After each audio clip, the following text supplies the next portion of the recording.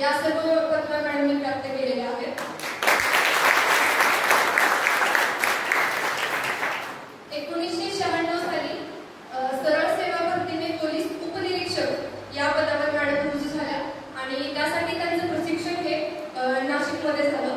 त्याचबरोबर मॅडमनी Dharashiv, Nagpur, Gadchiroli, special protection unit Mumbai, anti corruption bureau, त्याचबरोबर सिंधुदुर्ग, सोलापूर शहर, पोलीस प्रशिक्षण केंद्र सोलापूर अशा तब्बल 9 जिल्ह्यांमध्ये मॅडमने काम केलेलं आहे. आणि आज police inspector Ashwini Bhosale madam त्यांचा अनुभव शेअर करण्यासाठी आपल्यामध्ये उपस्थित आहेत. देशरक्षणासाठी जसं सैनिक सीमेवर लढत असतात त्याच प्रकारे आपल्या परिसरातील लोक सुरक्षित राहावे, महिला सुरक्षित राहाव्या, त्यांचं संरक्षण व्हावं यासाठी पोलीस नेहमीच कार्यरत असतात, दिवसेंदिवस प्रयत्न करत असतात. तर सर्व पोलिसांसाठी मी आपल्याला विनंती करते की एकदा टाळ्यांच्या गजरात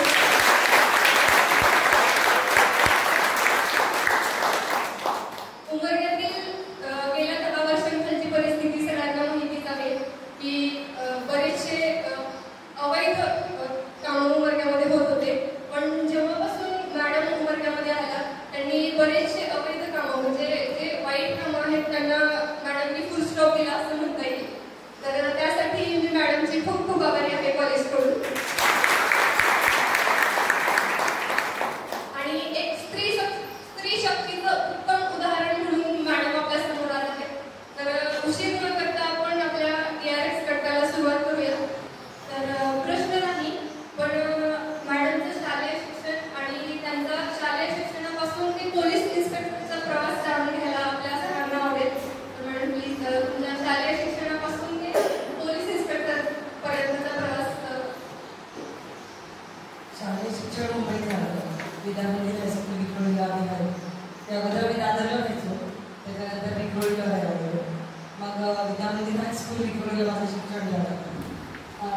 त्याच्यानंतर शालेय जीवन पण संघर्ष सगळ्यांच्या जीवनात असतो, तसंच आमच्या आयुष्यात पण होता. आम्ही मुंबईत राहायचो, त्याच्यामुळे गावाकडचे खूप लोक जे ज्यांना त्यांच्या मुलांना चांगलं शिकवायचं असायचं ते आमच्या म्हणजे माझ्या घरी माझ्या वडिलांना सांगायचं आमच्या मुलं ते तुमच्याकडे चांगले शिकते. तशी खूप सारी मुलं आमच्याकडे होती, गावातली नातेवाईकांची होती आणि गावातली ओळखीची मुलं पण आमच्याकडे होती. पण माझे वडील म्हणायचे की ते लोक मुंबईत नाही आहे, त्यांना बाकीच्या काही गोष्टी कळणार नाही, पण तुम्ही तुमच्या स्वतःच्या शिक्षणाची जबाबदारी तुम्ही उचलली पाहिजे माझ्या वडिलांचं म्हणणं होतं. त्याच्यामुळे खूप लहानपणापासूनच आम्ही काम करायचो. मी म्हणजे आमच्याकडे सायकल पण नव्हती, पण शेजारच्या एका मुलाची सायकल होती, तो कॉलेजमध्ये जायचा. मग मी पहिली होते त्यावेळी माझी बहीण 20वीत होती, मोठी बहीण. मग आम्ही त्याची सायकल घ्यायचो. मुंबईत दुधाची केंद्र असतात, पहाटे उठून जायचं, 3:30ला नंबर लावायचा आणि ती सायकल ढकलत न्यायची. माझ्या बहिणीला पण सायकल चालवायला येत नव्हती, पण ती समोर करायची, मागून कॅरियर धरून ती बॅलन्स करत आम्ही जायचो. तिथं गेल्यावर आमचा एक मित्र होता, मित्र म्हणजे खूप मोठा मुलगा होता तो, त्याला आम्ही दादाच म्हणायचो. तो आमचा खूप छान मित्र होता, कारण तो आम्हाला कायम मदत करायचा. मग तिथं गेल्यानंतर त्यावेळी दुधाची पिशवी नसायची, बाटली असायची. मग तो त्या बाटल्या घेऊन ते ताडपत्रीच्या पिशवीत आम्हाला असा भरून द्यायचा व्यवस्थित आणि ती पिशवी सायकलच्या हँडलला लावून पण द्यायची. मग ते करून परत आमची गाडी, कारण आम्हाला दोघींना पण पिशवी उचलणं शक्य नव्हतं.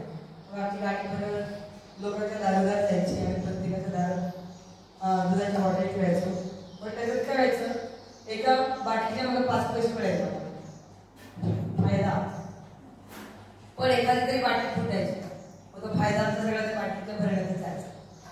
मग दुधाची लाईन टाकून झाली की पेपरची लाईन टाकायची, म्हणजे पेपर टाकायचं काम करायचो आम्ही.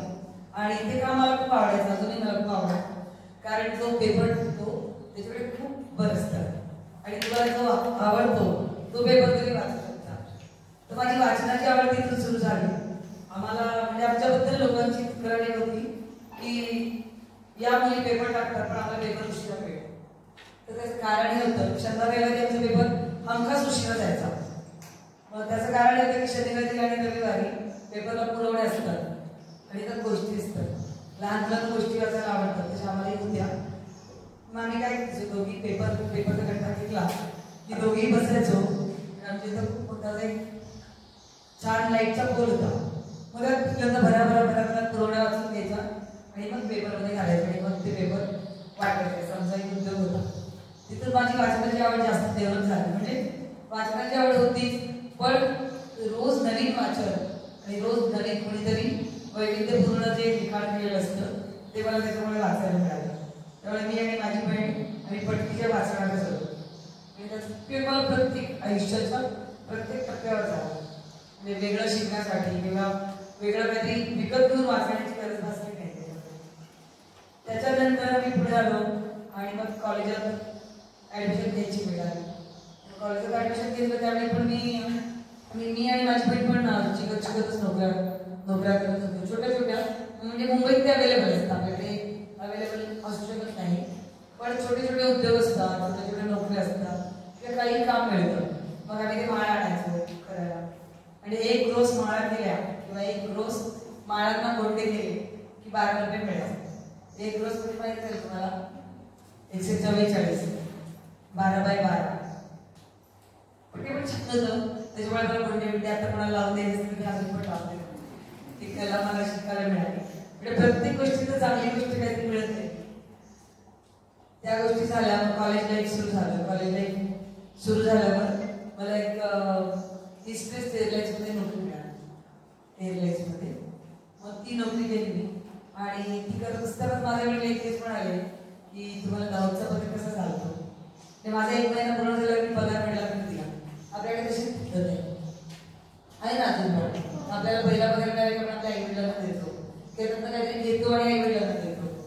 की आईसाठी साडी, वडिलांसाठी एखादं छानसं शर्ट किंवा आपल्या भावंडांसाठी काय.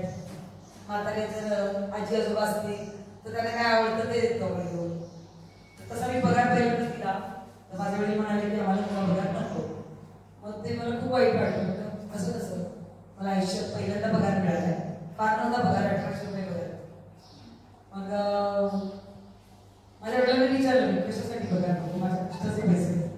तर माझे वडील म्हणाले की तुझ्या कंपनीचा उदर दाव इब्राहिम आहे आणि त्यामुळे आम्हाला तुझा पगार नको.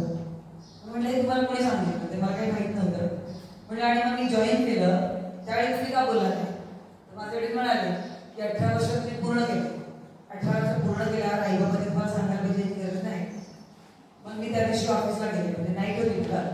मी गेले रात्री. मी तिथं माझ्या मैत्रिणींना वगैरे विचारलं, आमचे जे आमचे सुपरवायझर होते त्यांना विचारलं. ते म्हणजे हो तुला ओनर लावू द्या. मग मी त्या रात्री तेवढी नोकरी केली. त्या रात्री माझं रेजिग्नेशन लेटर लिहिलं आणि ते सुरू करून आले. मग दुसऱ्या दिवशी संध्याकाळी माझ्या वडिलांनी विचारलं की आज ड्युटी नाही का, नाईटला जायचं असेल तुम्हाला. म्हणजे ते खोचकपणे बोलायचं असेल की आवाजावर बोलायचं. मग मी म्हटलं नाही, मला पण डाऊट पगार चालणार नाही, त्यामुळे रिझाईन केलं असं म्हणाले.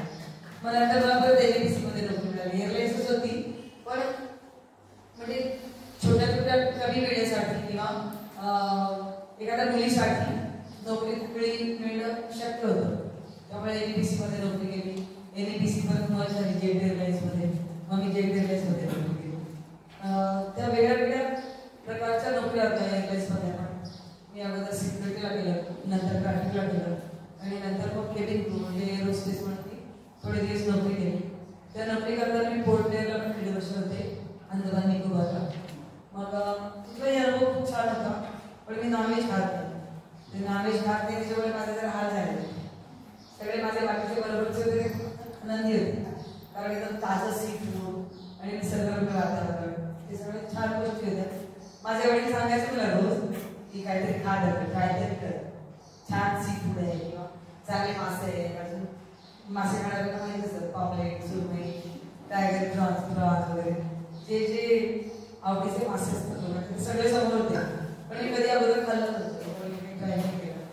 पण तिथले दिवस पण खूप आनंदी आणि खूप शिकवणारे होते, कारण तिथे खूप वेगळ्या ट्राईब्स होत्या.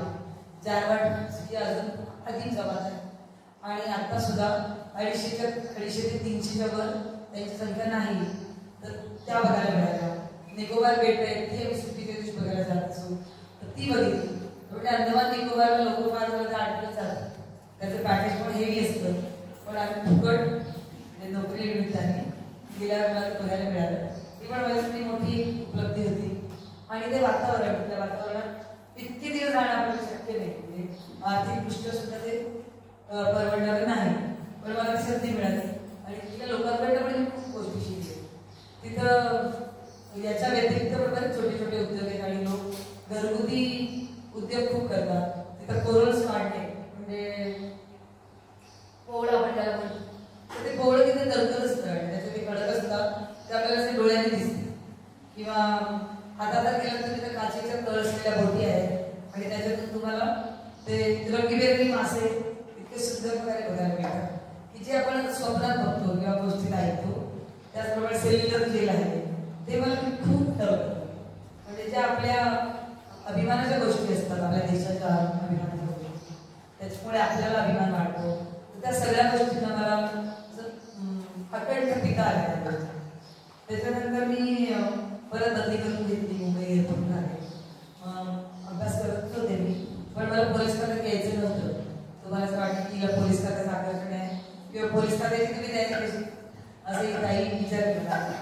तर मला असं म्हणायचं की मला पोलीस खात्याचं आकर्षण नव्हतं. नोकऱ्या करत बाकीच्या ऍक्टिव्हिटीज होत्या, शिक्षणाबरोबर खेळ, म्हणजे त्यावेळी तर होतं. आता तुम्ही मोबाईलच्या आहारी गेलेली खूप मुलं बघता, पण त्यावेळी एवढ्या गोष्टी नव्हत्या. म्हणजे मोबाईल तर नव्हतेच त्यावेळी. आणि त्यामुळे सुदैवी समजतो आम्हाला स्वतःला की मोबाईल नव्हता. टीव्ही सुद्धा खूप लोकांकडे नव्हतं. म्हणजे मी PSI झाल्यानंतर पहिल्यांदा टीव्ही घेतला आमच्या घरात. तोपर्यंत आमच्या घरात टीव्ही पण नव्हतं. कदाचित त्याच्यामुळे मला माणसं वाचायला वेळ मिळाला असेल.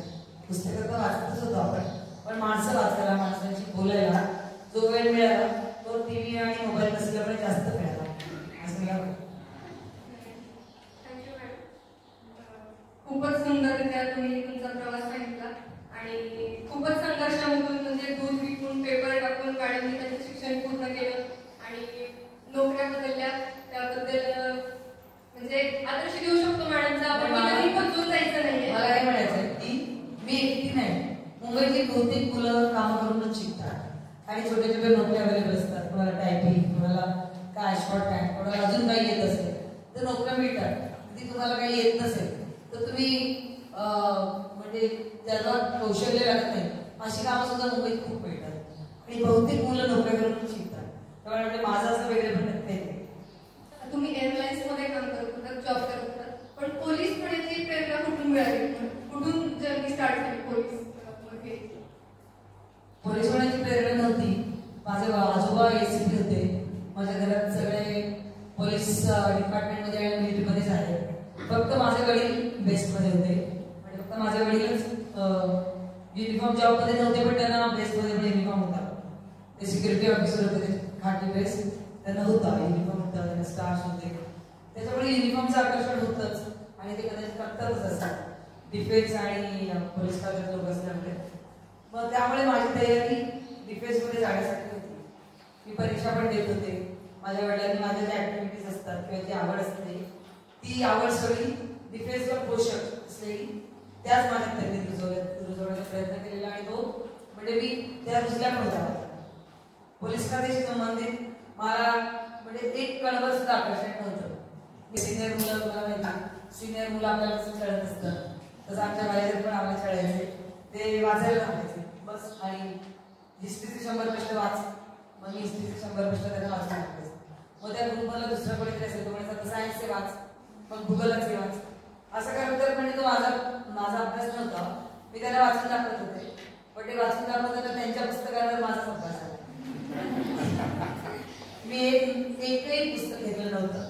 मग ते सगळे मी एसपेला होते आणि त्यावेळी सगळेजण फॉर्म भरायला MPC ऑफिसला गेले माझगावला.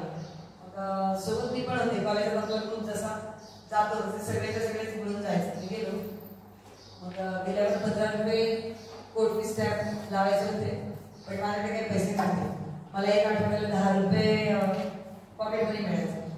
मग त्यात मी म्हटलं मी नाही भरणार 15 रुपये आणि आम्ही एसओला आहे, मला काय भरायची गरज नाही. तर ते म्हटले अरे तू वाचून दाखवते ना, तुला पण काहीतरी आठवत असेल, आमच्या पुढे मागे तुझा नंबर तू आम्हाला काहीतरी सांगशील. म्हणजे कॉपी करण्याची ट्रिक असते ती सगळ्यांच्या डोक्यात असते. मग त्यांनीच मला 3 जणांनी 5-5 रुपये काढायचे, एक एक्स्ट्रा चिक करत. आणि माझा त्यांनी फॉर्म भरला, मला परीक्षा देण्याची संधी पण मिळाली. मी परीक्षा दिली. महाराष्ट्रात पहिलं नाव माझं होतं.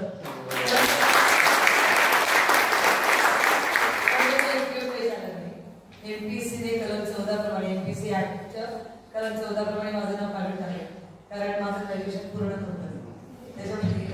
त्याच्यामुळे ते झालं नाही. पुढच्या वर्षी पण तेच रिपीट झालं.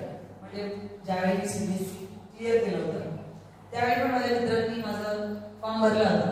आधीच पुढे मागे समजा नाही तर की आता गेल्या वेळी काही नसताना पहिली आली आहे म्हणजे थोडंफार येतं येईल. मग त्यावेळी सगळ्यांनी पण परीक्षा दिली, पण पास मी एकटीच आहे.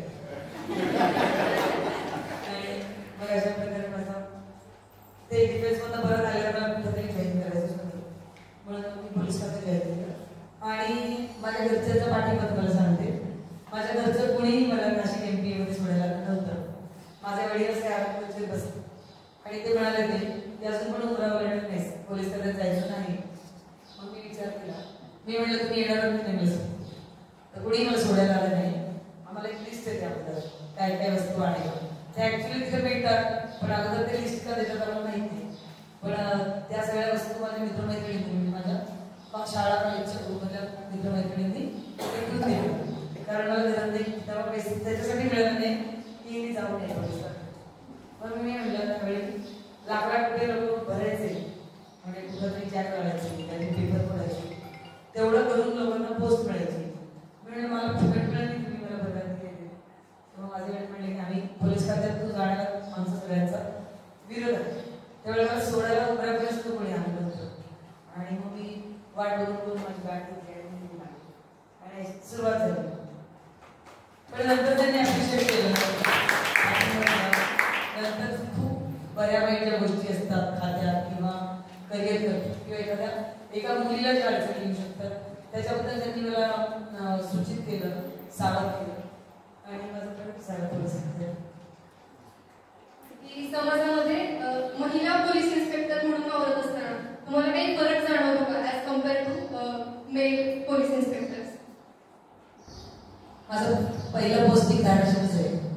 1999 साली तुमच्या जिल्ह्यात प्रोफेशन म्हणून माझा ट्रेनिंग झाल्यानंतर एक आमचं प्रोफेशन असतं, तर पहिली पोस्टिंग माझी औरंगाबाद रेंजला झाली आणि मी खूप रडले, कारण मुंबई सोडून आम्ही तसं बघायला गेलं तर म्हणजे आई वडिलांना सोडून आपण फार जात नाही. एक पोर्टचा अनुभव सोडला तर रोज मी कुठेतरी जायचं आणि परत यायचे. विमानाचा प्रवास असायचा आणि त्याला तिकीट नसायचं मला, त्याच्यामुळे कुठं राहण्याचा आई वडिलांना सोडून राहण्याचा प्रसंग नव्हता. पण आणि छोट्याकडे जाण्याचा अनुभव तसा सुट्टीच्या दिवसात साताऱ्याला जाणं किंवा पुण्याला जाणं, आजवळी किंवा आमच्या गावी, तेवढा सोडला तर खूप मोठा दीर्घ अनुभव नव्हता. औरंगाबाद रेंजला औरंगाबादला मी याच्या अगोदर NCCच्या कॅम्पसाठी आले होते, पण त्या व्यतिरिक्त औरंगाबादचा काही संबंध नव्हता. पण माझे काका त्यावेळी अँटी करप्शन SP म्हणून औरंगाबादला होते. मग मी फोन केला की माझी बदली झाली औरंगाबाद. त्यावेळी प्रेमप्रकाश श्रीवास्तव जे आपल्या जिल्ह्याचे पहिले SP होते, तर ते तिथं आईचे होते. तर त्यांना मी कळवलं की काका मला म्हणजे औरंगाबाद रेंज मिळाले, मी कुठला जिल्हा ठेवू? तर त्यांनी मला सुचवले जिल्हे. पण मग उस्मानाबादचं नाव ज्यावेळी आलं त्यावेळी म्हणजे ते घेऊ नकोस, ते काहीच नाही. मग मी म्हटलं मग मला उस्मानाबादच हवं. कशासाठी हवं तुला उस्मानाबाद? मी म्हटलं तुम्ही म्हणताना काहीच नाही. मग काहीच नाही म्हणजे काय ते बघायचं म्हटलं. मग त्यांनी मला दोन आपल्या लाडीक शिवायच्या असतात आपल्याला, आपले वडील आहेत मंडळी घरात त्यांना तशा दिल्या आणि नालायकच म्हटला. आणि एक सोलापूर ज्यांना माहिती असेल त्यांना माहिती असेल निशांतर सर, प्रतापसिंह निशांतर, आता जे SP आहेत संग्रामसिंह निशांतर, तर ते मी त्यांची फार लाडकी होते. त्यांना पण मी सांगितलं, तर ते म्हणजे नको बाळ औरंगाबाद ग्रामीण घे, जालना घे. मी नाही सर, आता माझं ठरलंय. मला काकांनी सांगितलंय की उस्मानाबाद घ्यायचं नाही, आपल्याला उस्मानाबादच घ्यायचं. त्यांच्या आणि श्रीवास्तव सर जर खूप चांगले संबंध होते, मग त्यांनी सांगितले कारकीला उस्मानाबादच घ्या. मग मी आले आईची सगळ्यांना रिपोर्ट लागला आणि त्याच्यानंतर मग त्यांनी उस्मानाबादला काही कोणी असा प्रश्न नव्हता, त्यामुळे मला इझिली मिळाला. बाकीच्यांनी निवडून घेतले कोणी, मग मला म्हणजे तुला उस्मानाबाद अशा तऱ्हेने तुमच्याकडे आले. पण इथं आल्यावर मला सुदैव आहे, माझ्या बाबतीत तो आपला जो प्रश्न विचारला त्या अनुषंगाने सांगते की तसा कुठलाही अनुभव आला नाही मला की महिला होते किंवा मुलगी होते, पण तरी कुठल्या पुरुषांनी मला असं ब्रीच केलं नाही किंवा दबाव वाढला नाही. मला पहिले एसपी होते अमिताभ गुप्ता सर, तर त्यांनी मला सांगितलं की तुला बाकीचा अनुभव वाईट आहे किंवा बाकीचे लोक म्हणतील तुला वेळेत काढतील किंवा मदत करणार नाही, तर तसेही काही अनुभव आले. पण ठामपणे एसपीचे माझ्या मागे उभे राहिले आणि तुला कुठलाही नवीन प्रयोग करायचा असेल किंवा एखाद्या गोष्टीबाबत तुम्हाला असं वाटतं की अशी नाही अशी केली पाहिजे, पण ती थोडीशी कायद्याच्या बाहेर असेल तर ती पण करायची त्यांनी मला मुभा दिली. त्यावेळी आम्हाला मॅडम कोणी म्हणायचं नाही, त्यावेळी सर म्हणायचं लोक.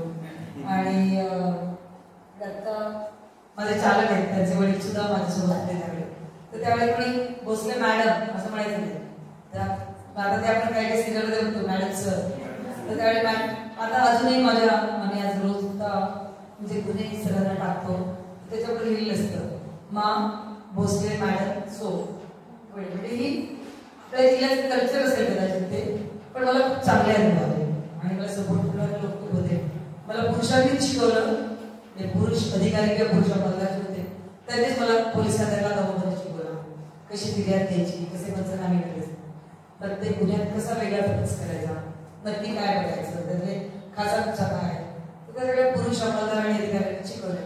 आणि तसा सुदैव आणि वाईट अनुभव मला नाही आला, म्हणजे मला त्यांनी खूप अप्रिशिएट केलं.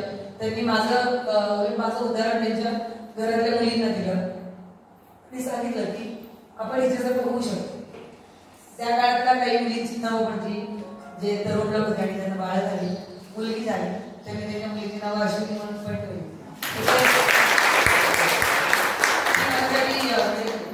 मी स्वतः अचिव्हमेंट, पण मला असा वाईट अनुभव नाही आला. नंतर थोडं फ्लो मध्ये गेल्यावर ते जशी जशी मी सिनियर होते तसे तसे मात्र प्रसंग यायला लागले, कारण नंतर पोस्टिंगचे प्रश्न असतात. मग ज्यावेळी आपल्या स्पर्धेत येऊ शकते असं ज्यावेळी वाटतं त्यावेळी थोडासा त्रास झाला आणि तो साहजिक आहे. आणि म्हणजे बाई माणूस असलं की लोकांना सोप्या जातात काही गोष्टी बोलणं. मग काही लोकांनी चारित्र्य वर्षात बोलवलं, काही लोकांनी ती बाई येते काय करली करून, किंवा काही लोक म्हणाले की जसा पुरुष चप्पल एखादा ठाणा चालू शकतो तसं हीच जुळत नाही. अशा काही गोष्टी झाल्या, पण जे वरिष्ठ होते त्यांनी मला मॅम साथ दिली. प्रवीण दीक्षित सर होते, प्रवीण दीक्षित सरांनी मला मी अँटी करप्शनला ज्यावेळी तुमच्या जिल्ह्यात पुन्हा आले त्यावेळी मला त्यांनी उस्मानाबादचा म्हणजे उस्मानाबाद पूर्ण जिल्ह्याचं एक हे युनिट आहे, त्या युनिटच्या इंचार्ज व्हायचं त्यांनी मला म्हणजे सौभाग्य दिलं. आणि त्यांनी माझ्या विश्वास टाकला नाही, म्हणजे अश्विनी तू करू शकशील. तोपर्यंत महिला कुठली एखाद्या जिल्ह्याची इंचार्ज नव्हती म्हणजे अँटी करप्शन, पण त्यांनी ती मला संधी दिली. आणि त्या संधीचं मग मी एकटीने नाही, माझी टीम खूप छान होती, अजून आत्ताही माझी टीम खूप छान आहे. तुम्ही जे म्हणता की तुम्ही आल्यापासून कसं जातं, तर ते एका बाईचं किंवा एका पुरुषाचं काम नसतं, तिची आमची टीम असते, कसं काम असतं. तर ते खूप सुदैव राहिले, मला तिथं पण टीम खूप छान मिळाली आणि आम्ही न भूतो न भविष्यात की अजूनपर्यंत आमचा रेकॉर्ड पण मोडलं नाही, तेवढं कामाला करता आलं उस्मानाबादमध्ये. पण तशी ती सुरुवात झाली, पण तसं काही वाईट अनुभव नाही. महिलांची सुरक्षा सुनिश्चित करण्यासाठी पोलिसांची भूमिका काय? महिला सशक्तीकरणासाठी किंवा महिला सुरक्षेसाठी पोलीस कायम कार्यरत असतात. पण आता परवाचं जे बदलापूरचं उदाहरण झालं त्याच्यामुळे आपण कसं खूप म्हणजे सगळं झटकून उभं राहिलो आणि आपण पुन्हा जागे झालो की आपण आता कुठं आहोत. आपल्याला असं वाटतं की आपण खूप प्रगती केली, आपण पुढे गेलो आणि आपल्याला स्वतःबद्दल स्वतःला शाबासकी देत होतो. पण इतका प्रसिद्ध आहे म्हणजे तसे तर प्रसंग सततच घडत आहेत. त्याच्यानंतर म्हणजे त्याच्या अगोदर आपल्या अमरावतीत पण घटना घडली, 4 वर्षाची मुलगी होती. परवा म्हणजे गेल्या आठवड्यात 3 वर्षाची लोहारा तालुक्यामध्ये प्रकार घडला. त्याला प्रसिद्धी नाही दिली आणि ते चांगलं झालं, कारण त्या मुलीसाठी किंवा कुटुंबासाठी ती खूप दुःखदायी वेदनादायी गोष्ट असते. पण बदलापूर प्रकरण इतक्या बडबडीतपणे समोर आलं त्याच्यामुळे आपण सगळं असं झोपेतून सगळं झटकून जागे झालो आणि आपण कुठे आहोत नक्की हे आपल्याला कळलं. ते पोलीस खातं पण नक्की कुठे आहे किंवा आमची किती गरज आहे अजून हे आम्हाला समजलं. त्याच्यामुळे आम्ही आपल्या तालुक्यासाठी एक योजना लगेचच सुरू केली, म्हणजे मी चार्ज घेतल्यावर लगेचच सुरू केली. ती योजना अशी होती की पोलीस काका आणि पोलीस दिदी योजना.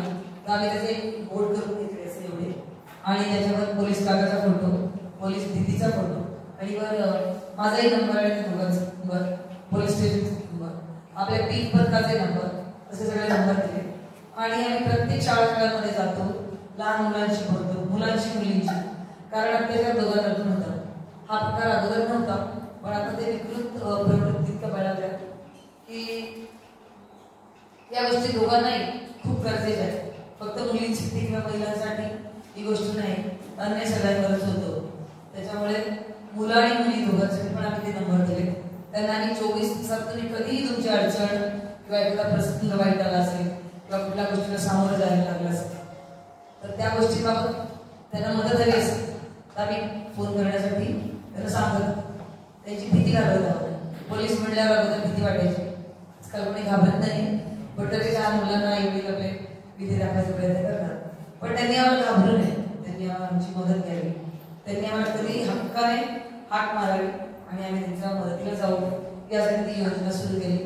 आणि आमचे माननीय SP साहेब होतात, त्यांनी आपल्याला SP साहेब आले, ते पण खूप सकारात्मक आहेत. आणि त्यांचा म्हणजे एक अट्टाहास आहे की कुठल्याही मुलीला म्हणजे आपल्या जिल्ह्यात तरी धाराशिव जिल्ह्यात तरी धक्का लागता कामा नये. ती मुलगी आहे ती निर्भयपणे वावरली पाहिजे, तिला तिच्या स्वाभिमानाने किंवा तिच्या ज्या शरीर ही पण एक आपल्या अस्मितेची गोष्ट असते, तर तिच्यावर कोणी घाला घालू नये. त्यांनी आम्हाला सगळ्या इंचार्ज लावले, आपल्या 18 पोलीस स्टेशन 18 पोलीस स्टेशनच्या इंचार्ज आपण त्या सूचना दिल्या की आम्ही जसे बोर्ड तयार करून दिले तसे त्यांनी बोर्ड करावे. आणि सगळ्या शाळांमध्ये सध्या सगळ्या पोलीस अधिकाऱ्याचं म्हणजे आपल्या जिल्ह्यात नाही, आता ते लोक सुविधा झाले, कारण सगळ्यांना माहिती की त्याची गरज आहे. मग आम्ही लहान मुलींना पण काय मदत करू शकतो जाऊन सांगतो. मोठ्या मुलींचे पण आम्ही कॅम्प्स द्यायला लागलो, कॉलेजांमध्ये पण द्यायला लागलो. कॉलेजांमध्ये पण काही गोष्टी असतात की सायबर क्राईम आहे, म्हणजे आमच्याकडे बरेच गुन्हे हे होतात. आपल्याला माहिती आपल्या किती माणसाचा चेहरा कसा असतो माहिती आपल्याला, मुखवटे घेऊन फिरणारे लोक जास्त असतात आणि रात्रीचा माणूस वेगळा असतो, दिवसाचा माणूस वेगळा असतो. हे माणूस म्हणजे मी पुरुष या अर्थी बोलत नाही, स्त्री पुरुष दोन्ही अर्थी बोलतो. त्या ब्लॅकमेलिंग मध्ये आपली तरुण मुलं पण अडकतात, कधी कधी तरुण मुली पण अडकतात, आमिषाला बळी पडतात, कधी कधी पैसे जास्त मिळतील या उद्देशाने पण काही गोष्टी होतात, तर त्याच्यात मुली अडकतात. किंवा तुम्हाला मुंबईला सिरियलमध्ये हिरोईनचं काम देतो किंवा पिक्चरमध्ये तुला काम देतो, अशा गोष्टी सांगून पण मुलींना अडकवण्याचं प्रमाण असतं, ह्युमन ट्रॅफिकिंग असतं. तर या गोष्टींमध्ये पण आपण वाहत जातो. तर त्या गोष्टींबाबत पण आम्ही सुद्धा कॅम्पेन करतो आहोत. त्याच्यावर पण आम्ही मुलींमध्ये पण जागृती करतो आहोत. त्याचप्रमाणे महिला सक्षमीकरणासाठी सगळ्यात मोठी गोष्ट आहे शिक्षण. शिक्षणाला आपण जोपर्यंत निग्लेक्ट करू किंवा घरचे निग्लेक्ट करतील, जाऊ दे 10-20% पण फक्त शिक्षण झालं करायचं, असा जोपर्यंत ॲटिट्यूड बदलत नाही तोपर्यंत आपण या दृष्टिकोनातून बाहेर येणार नाही. शिक्षणामुळे बाईला किंवा कोणालाही आत्मभान येतच. सावित्रीबाई फुले कधीपासून झटत होत्या ते आपण इथपर्यंत आलो. आपल्याला त्याच्यावर खूप काम केलं पाहिजे आणि ते सगळ्यांनाच केलं पाहिजे. प्रत्येक पुरुषाने मुलीला शिकवलं पाहिजे, स्वतःच्या बाहेर उभं केलं पाहिजे आणि स्वतः कुठलाही प्रसंग आला तरी स्वतः पायावर उभी राहू शकेल इतपत तिला सक्षम बनवलं पाहिजे. आणि पोलिसांची साथ काय स्थिती आहे, पोलिसांना बऱ्याच स्त्रीविषयक कायद्यांचं पण पाठबळ आहे. बायकांना पाठलाग करत असेल तर तो गुन्हा असतोय माहीत नसतं, नुसता पाठलाग जरी करत असेल तरी 354 म्हणजे डर या कलमानुसार गुन्हा दाखल करता येतो. आता BNS आणि BNSS कायदे नवीन आले आहे, त्याच्यात पण ती तरतूद आहे. त्याचप्रमाणे महिलांविषयी जर कौटुंबिक हिंसाचाराची काही घटना घडत असेल तर तुम्ही डोमेस्टिक व्हायलन्स ऍक्ट खाली डायरेक्ट कोर्टात गुन्हा दाखल करू शकता. सासरचे जे लोक आहेत हुंडासाठी तिला देत असतील तर हुंडाबळीचा जास्त 98 करत आहे, त्याच्यानुसार तुम्ही मदत देऊ शकता. आणि आमच्याकडे तुम्ही कधीही येऊ शकता, कुठल्याही क्षणी. म्हणजे आधी तुम्हाला पोलीस स्टेशन बंद नसतं, आमचे काही त्यावेळी बजावणी करायचे 8 वाजता निश्चित पोलीस स्टेशनला होते. त्यावेळी 8 वाजता आमचा एक माणूस ते गेटचं ते पोल होतं कठडाचा त्याच्या जण नसायचं कारण त्याला स्वतःच कटकाळायचा लोकांचं जीव द्यायला. मग कोणी आलं तर म्हणायचं पोलीस स्टेशन बंद झालं होतं ते 8 वाजता आणि लोकांना माहीतच आहे सगळे खेड्यापाड्यात लोक पण पोलीस स्टेशन कधी बंद नसतं ते अविरत चालू असतं 24 तास. त्यामुळे तुम्ही कधीही या कधीही तुमच्या अडचणीच्या आणि त्या मदतीला असतो. महिला सक्षमीकरणात जे काही आम्ही करू शकतो त्याचे तुम्हाला वाटतं की मॅडम तुम्ही हे केलं तर काहीतरी बदल होईल त्या गोष्टी तुम्ही आम्हाला सुचवल्या तर त्याचं स्वागत आहे. आम्ही त्या सगळ्या गोष्टी करू. सध्या म्हणजे आजपर्यंत सुद्धा तुम्ही महिला सक्षमीकरणासाठी बरेच काही केले. आता एक्झाम्पल द्यायचं म्हटलं तर दारूबंदी केली. दारूबंदी केल्यामुळे ज्या महिलांना मारहाण होत होती म्हणजे जे पुरुष दारू पिऊन महिलांना मारहाण करत होते ते बंद झालं म्हणजे ते महिला सक्षमीकरणाचं उदाहरण आहे. तर शिक्षित ज्या महिला आहेत ज्यांनी शिक्षण घेतलंय किंवा ज्यांना बाहेरच्या जगाचं ज्ञान आहे त्या स्वतःचं संरक्षण करू शकतात. पण समजा ज्या अशिक्षित महिला आहेत त्यांच्या सक्षमीकरणासाठी आपण काय करू शकतो? शिक्षित झाली म्हणून ती सगळं नाही करू शकतो. पण बहिणाबाई चौधरीचं उदाहरण घ्या. त्या शिक्षित नव्हत्या पण त्यांनी जे लिहिले ते आता आजपर्यंत सुद्धा न येणार आहे. म्हणजे बाईमध्ये ते पोटेन्शियल असतं ती शिकवण्याचं न शिकव ती उत्तम प्रशासनिक अधिकारी असतेच. घरात काही पण असू दे पण ती कोणत्याचा वाटा करून जगात खायला घालते किंवा जे काही असेल त्यातनं ती आपल्या मुलांना किंवा आपल्या घरातल्या माणसांना बरोबर तरी तुकडा देत असते किंवा स्वतः उपाशी. एक उदाहरण सांगते. माझ्या एक म्हणजे ओळखीतल्या मावशी आहेत तर त्याच्यावर फार वाईट प्रसंग होते. ज्यावेळी त्यांची वाईट परिस्थिती होती त्या काय करायचे रोज एवढे म्हणजे त्यांना त्यांची सासू काढून द्यायची तांदूळ की एवढे तांदूळ ठेवून म्हणजे एवढंच भात ठेवायचं. बायकांना चढण्याचा तो पण एक प्रकार होता की सासू काहीतरी काढून द्यायची अन्न शिदा इतकं पीठ आहे एवढंच तुला स्वयंपाक इतकं धान्य एवढंच तुला आजचा स्वयंपाक करायचा. तर त्यांना एक सवय होती रोज त्यांनी तांदूळ जरी थोडा तांदूळ दिला तरी तेवढे 4 दाणे एका डब्यात काढून ठेवायचे. तशी त्यांना सगळ्याच गोष्टी सवय डाळ तांदूळ अजून काही असेल तर तसं त्यांनी वेगळी फडकाळत म्हणजे मासगावची असायचं अगोदर तर तिथं त्यांनी ते कसे काळे पडलेले डबे असायचे का पत्र्याचे डबे वगैरे गोल डबे असायचे त्याच्यावरून असं दाबलं झाकण बसायचं. तसं त्यांनी ते पिढण्याचं ते धान्य जमलं आणि नंतर अशी काही वेळ आली की त्याच्या घरात धान्यच उपलब्ध नव्हतं. तर त्याच्या सासू एक दिवस रडत बसल्या तर त्यामुळे झालं मी का रडतं तर त्यांनी सांगितलं म्हणजे 1-2 माणसं घरातली गेली होती आणि मग कमावणार कुणीच उरलं नाही. बट मला काळ खूप वाईट आला की घरात अन्न शिजवायला सुद्धा धान्य उरलं नाही. तर त्यामुळे असंच आहे तर आज स्वयंपाक करायला डाळ सुद्धा नाही तर त्यामुळे काळजी नाही काढू. मग त्यांनी घेऊन दिलं त्या तर त्यांनी ते दाखवले की भरून केलेलं धान्याचे जे एवढ्या तर बाईला ऍडमिनिस्ट्रेशन ही शिकवण्याची गोष्ट म्हणजे बाई तुम्ही कसं सांगते मी तुम्ही कुठेही जा तर जसा पुरुष काम करते तुम्ही वाईट वाईट गरज नाही. बाईमध्ये ते ईश्वर आहे बाईला जे वेगळेपण व्हायचं आहे ते याच्यासाठीच असतं. म्हणजे बाई कुठे गेली त्याला कचरा पडला पान पडला आपल्याला भाव होत नाही. तुम्ही कुठल्याही पोस्टवर असा तुम्ही खाली गाडी देऊ शकता आणि टाकता किंवा स्वच्छता नसेल तर तुम्ही कोणाला तरी बोलत नाही एवढं चालत गेले किती गाणे बघ. तसं कधी कधी पुरुषांना वाटत नाही किंवा एखादी पडदे पडले आपण काढ पडले धुवून किंवा काढून देते धुवून आणते अशा काही गोष्टी बायकांमध्ये असतात. तर त्याच्यासाठी शिकण्याची गरज नाही. तसंच स्वसंरक्षणासाठी पण बाई शिक्षित असलंच पाहिजे असं काही नाही. एखादी अडाणी बाई पण एखादा दगड उचलून त्याच्या डोक्यात मारू शकते किंवा कोणी येत असेल तिला आधी करायला तर ते तुम्ही मिर्च मसाला तिला काही माहिती नाही. त्याच्यात त्या अडाणी बायका असतात राजस्थानातल्या ते मिरच्या वाळत करत असतात आणि मसाले पिठाचं काम करतात. हे जे त्यांना कोरपाड्याला जे पुरुष येत असतात किंवा ती जी सक्षम टुकी असते त्याच्या मिरच्यांचा कूट केलेला असतो त्याचं उचलून त्यामध्ये ते त्या पांघरुणावर घातलेलं असतं हे सगळं त्यांच्या अंगावर टाकून देतात आणि स्वतःचं संरक्षण करतात. तर या गोष्टींसाठी बाई शिकलेली असलीच पाहिजे नाही. तुम्हाला एक छोटी सेफ्टी पिन असते तिच्यामुळे पण तुम्ही सुरक्षा स्वतःची बाळगू शकता.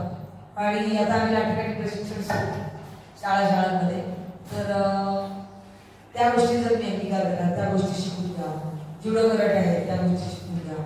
तुम्ही म्हणा प्रत्येक वेळेस त्या गोष्टी सुचतील असं नाही. तर काहीच नाही सुचलं, तुम्हाला काहीच नाही सुचलं तर तुम्ही पळून तरी जाऊ शकता. सुसाट पळून जायचं एवढं तरी करू शकतो की नाही आपण. तर त्यामुळे कुठली पाहिजे तिला स्वसंरक्षणाचं तिच्या डोक्याचा जे प्रोग्राम आहे तो तयार असला पाहिजे. कशी वेळेला मी काय करेल, कशी वेळेला काय करेल, काय उपलब्ध आहे त्या गोष्टींवर तुम्ही करू शकता. जे काही असेल आपण पिक्चरमध्ये बघतो एखादा फ्लॉवर ती बाई मागते माणूस मरतो तरी किंवा बेचतो तरी होतो. जे उपलब्ध असेल ज्यावेळी जिथं जे काही असेल त्याच्यावरून आपण आपली सुरक्षा करू शकतो. प्रत्येक वेळी हा अटॅक शारीरिकच असेल असं नाही, म्हणजे प्रत्येक वेळी कुठेतरी मारहाणी किंवा बलात्कार करायला असं नाही. काही अटॅक वेगवेगळ्या पद्धतीचे पण असतात. काही मानसिक छळवणुकीचे अटॅक असतात, काही सायबर अटॅक असतात. त्या सगळ्यांसाठी बाईने प्रिपेअर झालं पाहिजे. आणि मानसिक दृष्ट्या जर कोणी त्रास देत असेल किंवा कोणी छळत असेल किंवा तुम्ही एखाद्या मुलाला छाटी केली आहे, कोणाला काहीतरी केलाय शब्द, त्याने तरुण वय चुकण्याचं वय असतं, मग जरी समजा चूक झाली तरी ती पुढे नेऊ नका. जर तुमच्या लक्षात इथं चुकलोय, हा माणूस आपला गैरफायदा घेतोय तर कृपया आम्हाला कळवा. ब्लॅकमेलिंग किंवा कोणीतरी तुम्हाला ते ब्लॅकमेलिंग करून तुमच्याकडे पैसे किंवा तुमच्याकडे शारीरिक सुखाची मागणी करेल तर त्या गोष्टीला कृपया बळी पडू नका. त्या गोष्टी आमच्यापर्यंत आम्ही तुमचं नाव कुठेही उघड करणार नाही आणि त्याच्यावर आपण कारवाई करू.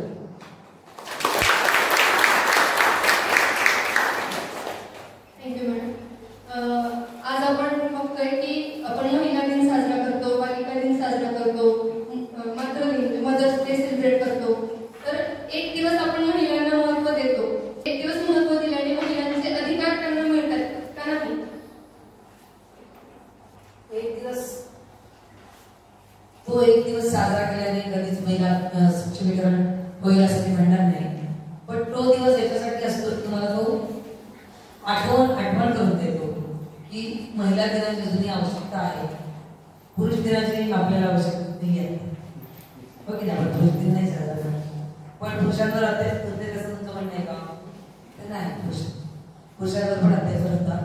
आमच्याकडे महिला तक्रार निवारण केंद्र असतं, त्यात आम्ही पुरुषांच्या पण तक्रार केली. कारण खूप पुरुषांवर अत्याचार होणारे, अन्याय होणारे आणि पुरुषांना छळणाऱ्या बायका पण समाजात आहे. खरंच आहे आणि फार चेहऱ्याला येतो तो कळी, पण त्या बाईला हे बाजार होत नाही. अशी उदाहरणं पण असतात. त्यामुळे आम्ही पुरुषांना पण मदत करतो. त्यामुळे तुम्ही एकदम निराश होऊन जायचं कारण नाही. या सक्षमीकरणाबद्दल बोलेन मी. महिला डे जो असतो 8 मार्च, 8 मार्च मी बघते समाजात कसा साजरा करतात का? काय करतात, लाऊडस्पीकर लावतात, नवीन कपडे घालतात, फटाके लावतात, पिक्चरला जातात, नवीन बाटल्या, नवीन नटण्याची साधनं, तसं करून त्या पण नाचतात. तर तो म्हणजे ते कळत नाही मला की महिला सक्षमीकरण किंवा महिला दिन तसा साजरा कसा काय होऊ शकतो. मग आपण जे बाजारीकरण झालंय त्याच्यात आणखी आपण एक पाऊल उचलतो असं मला वाटतं. तो महिला दिनाच्या दिवशी म्हणजे तुम्हाला माहिती आहे सगळ्यांना महिला दिन का साजरा करतात. तर त्या ज्या बायकांनी संघर्ष केला होता त्यांना एक दिवस विकलीफ मिळाली किंवा त्यांचे महिलांचे हक्क मिळाले याच्यासाठी पडगिरण्यांमधल्या बायका होत्या आणि त्यांच्यामुळे आपल्याला त्या गोष्टींना युनोने पण त्याची दखल घेतली आणि नंतर मग महिला दिन साजरा व्हायला लागला. तो महिला दिन साजरा होताना प्रत्येक बाईला आत्मभान येण्याच्या दृष्टीने आपण एक पाऊल उचललं पाहिजे किंवा महिलांसाठी तसे प्रोग्राम आखले पाहिजेत की काय ज्या अडचणी असतात त्यांना त्यांच्या वाटेत जे काटे पेरलेले असतात त्याच्या कुठेतरी दूर व्हावे अशा दृष्टीने तो महिला दिन किंवा बालिका दिन साजरा केला पाहिजे. महिलांकडे बघण्याचा जो दृष्टिकोन आहे तो आधाराचा कसा असेल याच्याबाबत आपण काम केलं पाहिजे. आणि आपलं जे मूल असतं घरातलं त्या मुलाला पण आपण सांगू शकतो की तुझी ताई आहे किंवा तुझी छोटी बहीण आहे, तिला तू कसं वागव, या दृष्टीने आपला प्रयत्न असला पाहिजे. तर त्याला मी महिला दिन किंवा बालिका दिन साजरा केल्यास आपल्याला फळ मिळू शकेल भविष्यात करून असं म्हणेन. महिला सक्षमीकरणासाठी सरकारने कोणते म्हणजे योजना किंवा उपाय जाणून घ्यायला आवडेल आम्हाला आणि तुमची लाडकी बहीण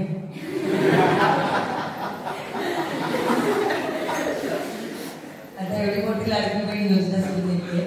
आणि ताई मला विचारते काय काय अशा खूप योजना आहेत ताईकडे. एखाद्या बाईचा बलात्कार झाला किंवा पोक्सो म्हणजे बाललैंगिक अत्याचार अधिनियमात काही गुन्हे दाखल झाले तर त्या महिलांना कॉम्पेन्सेशन मिळतं. म्हणजे ते प्रत्येक गुन्ह्याच्या टप्प्यावर ते कॉम्पेन्सेशन मिळतं. पीडित महिला जी आहे तिला 3.5 लाखापर्यंत अनुदान मिळतं आणि त्याच्यासाठी आम्हाला आमच्याकडे जो गुन्हा दाखल झालेला असतो त्याच्यात एक रिपोर्ट आणि गुन्ह्याची फाईल त्यांना पाठवावी लागते आणि ते मंजूर करतात. ते झालं पीडित महिलेबाबत. पण आपल्या स्त्री शिक्षणासाठी सरकारने आधीपासूनच आपल्याकडे धोरण आहे. स्त्री शिक्षणाला किती महत्व आहे आणि आपल्याला फी नाही किंवा शालेय शिक्षणाला फी नाही. कमीत कमी EBCचा फॉर्म भरला तर तुम्हाला पुस्तकं मिळतात, बाकीच्या गोष्टी अवेलेबल असतात. आता आपल्याला 33% होतं, जवळजवळ 50% आपण व्यापलाय निदान भारत देश तरी किंवा आपल्या राज्यात तरी. आपल्या राज्यात तरी आपलं राज्य नागरीकरण झालेलं सगळ्यात जास्त नागरीकरण झालेलं राज्य आपलं. आणि आपल्या राज्यात तरी ती चुकली अवस्था आहे बायकांची. पण बायकांना त्याच्याबद्दल माहिती नाही किंवा दिशा नाही. जिल्हा परिषदेत पण गेलात तुम्ही त्याच्या कामकरी बायका असतात किंवा मजूर बायका असतात किंवा विधवा बायका असतात. त्यांच्यासाठी फुकट प्रशिक्षणाच्या पण सोयी आहे. शिवणकाम आहे किंवा उदबत्ती तयार करणं आहे किंवा अशासारखे बरेच प्रोजेक्ट आहेत. चटकी आहे म्हणजे गिरणी, घरात चालू शकणाऱ्या गिरण्या आहेत. तर त्याच्यानुसार बायकांना फुकट शिवण यंत्र पण दिली जातात, चटकी दिली जाते. गुरं घ्यायची असतील कोणाला मशीनसाठी योगदान आहे. अशा काही योजना आहेत की त्या बाईला म्हणजे बेसिकली जी शिकलेली नाही तिच्यासाठी तर उपलब्ध आहेतच. शिकलेल्या बाईला तर मग जग उघड आहे कामासाठी, प्रयत्न करण्यासाठी. Sky is the limit. म्हणजे तुम्ही क्षितिजापर्यंत किती झालं तरी जग तुमच्यासाठी आहेच. त्या दृष्टीने मी आपल्याकडे सांगते की आम्ही गेल्या वेळी एक प्रयोग राबवला होता. तो याच्यातला भाग नाही सरकार द्यायचा, पण आमचा एक छोटासा प्रयत्न होता. उस्मानाबादला माझा एक चांगला ग्रुप म्हणजे अजूनही ग्रुप आहे. तर त्यावेळी अंबीला एका बाईने आत्महत्या केली होती आणि ती शेतकरी आत्महत्या होती. अंबी पोलीस स्टेशनच्या हद्दीत एक गाव आहे, छोटंसं गाव. त्या छोट्याशा गावात एका बाईने आत्महत्या केली होती. तर शेतकरी आत्महत्येच्या ह्याच्यात पुरुषच आत्महत्या करतात, पण ती पहिली बाई होती की जिनी, कारण ती आतमध्ये गेली घराच्या टोपल्यात एक भाकरीचा तुकडा सुद्धा नव्हता आणि उद्विग्न होऊन त्या बाईने जाळून घेतलं. तर म्हणजे तो खूप एक वेगळा प्रसंग मला बघायला मिळाला. मग त्याच्यानंतर आम्ही योजना सुरू केली. आपण ऐकतेच उस्मानाबाद जिल्ह्यात आहोत, आपली उस्मानाबादी शेळी खूप प्रसिद्ध आहे. त्यामुळे मग आम्ही अशी एक योजना आणली की सगळ्यांनी कॉन्ट्रिब्युशन काढायचं आणि अशा ज्या गरजू महिला आहेत त्या महिलेला दुसरी काही मदत करायची नाही. आर्थिक मदत म्हणजे पैसा उचलून द्यायचा नाही, पण तिला आम्ही एक एक शेळी द्यायला लागलो. उस्मानाबादी शेळी त्यावेळी 7-8 हजाराला मिळायची. आता मला माहित नाही किंमत काय, पण समजा एक 8 हजाराची शेळी त्या बाईला दिली. ती मजूर बाई आहे किंवा ती कोणाच्या तरी शेतावर कामाला जाते, तर ते तिचं ते टोपलं एक मूल असेल समजा मूल आणि ती शेळी तिने हाताला तरी दोरीला धरलं तर ती शेळी मागावर जाते. तिने बांधून ठेवली शेळी आणि दिवसभर तिचं काम केलं जाता ती शेळी घेऊन जाते घरी. त्या शेळीसाठी वेगळ्या काही खुराकाची गरज नसते. शेळी कुठलाही म्हणजे जे गवत असतं आणि वेगळ्या वेगळ्या प्रकारचा पाला असतो तो त्याच्यासाठी तिला वेगळा खर्च करण्याची गरज भासत नाही. म्हणून मग ती आम्ही शेळी दिली होती. त्या शेळीला खूप कुटुंब जगली नंतर, कारण ती शेळी 6 महिन्यात ती म्हणजे एका वेळी 2 करडं देते आणि त्याच्यामुळे तो तिचा व्यवसाय वाढीला लागतो. तिला तिच्या कुटुंबाला आधार किंवा रोजचं दूध तरी ते शेळीच्या दुधावर सगळं दूध नसतं, तर ते शेळीचं दूध तिला तिने घरच्या कुपोषित मुलांसाठी तरी ते शेळीचं दूध तेवढं मिळू शकतं. भले ते ग्लासभर का असेल ना फुलपात्रभर का असेल, पण तेवढी एक तिला मदत व्हायला लागली. आणि मग तिचा तो व्यवसाय सुरू झाला की बकरी मोठी झाली की मग ती विकायला लागली. कधी करडं कोणाला विकली तर तिला 4 पैसे मिळू लागले. असा एक आम्ही प्रयत्न करतो. ज्याची इच्छा आहे तो प्रत्येक जण या कॅम्पेनमध्ये उतरू शकतो. फक्त त्याची प्रत्येकाची इच्छा पाहिजे. त्याला शासन काहीतरी मदत करेल त्याची वाट बघण्याची गरज नाही. आपण आपल्या स्तरावर पण छोट्या छोट्या गोष्टी जरी केल्या, छोटी छोटी मदत जरी केली तरी या गोष्टी होऊ शकतात. नक्कीच ना. आपल्या दृष्टिकोनातून म्हणजे आपल्या दृष्टिकोनातून महिला सशक्तीकरणासाठी आज कुठल्या प्रमुख अडचणी आहेत आणि आपण त्या दूर कशा करू शकतो? सुरुवात घरातूनच होते. घरात पाठिंबा असायला हवा. म्हणजे मला फक्त पोलीस खात्यात यायला मिळत होतं. बाकी सगळ्या करिअरसाठी माझ्या आई वडिलांनी दारं मोकळी ठेवली होती. त्यांचा पाठिंबा मिळालाच, तसंच सगळ्यांच्या घरात पाठिंबा मिळायला पाहिजे. सुरुवातीला त्यांच्या आई वडिलांना जर वाटलं की शिकावं, सवरावं, मोठं व्हावं, चांगलं करिअर करावं, त्याच्यासाठी संस्कार आपल्याला घरातच मिळतात. त्याच्यासाठी काय आपल्या आई वडील खूप श्रीमंतच पाहिजे तसं काही नाही.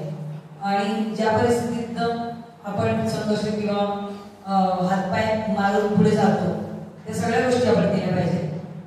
घरातला पाठिंबा, समाजातला पाठिंबा, आपल्या आजूबाजूच्या लोकांचा पाठिंबा, आपल्या शाळेतलं शिक्षण, आपल्या शिक्षण संस्थेमधलं शिक्षण आहे ते थोडंसं बदलायला पाहिजे. आणि आपण घरात करतो ना, घरात आपण आता जेवलं समजा तर आपण आपली जी मुलगी असते तिला म्हणतो ये ताटं उचलून घे, ठेव, 4 भांडी पट्टीत घासून घे. या गोष्टी मुलांना पण सांगायला पाहिजे. तरी ज्या ज्या ठिकाणी वाढदिवसाला किंवा कशाला बोलतात, मुलगा असताना मी आवर्जून भावली देते आणि मुलगी असेल तर तिला बंदूक देतो. म्हणजे मुलींनी बंदूक शिकवली तर ती जी मानसिकता आहे मुलांची ती आपण तयार करतो. आपण आपल्या मुलांना जसं वाढवतो किंवा त्यांच्यात जे पेरतो ते त्यांच्यात येतो.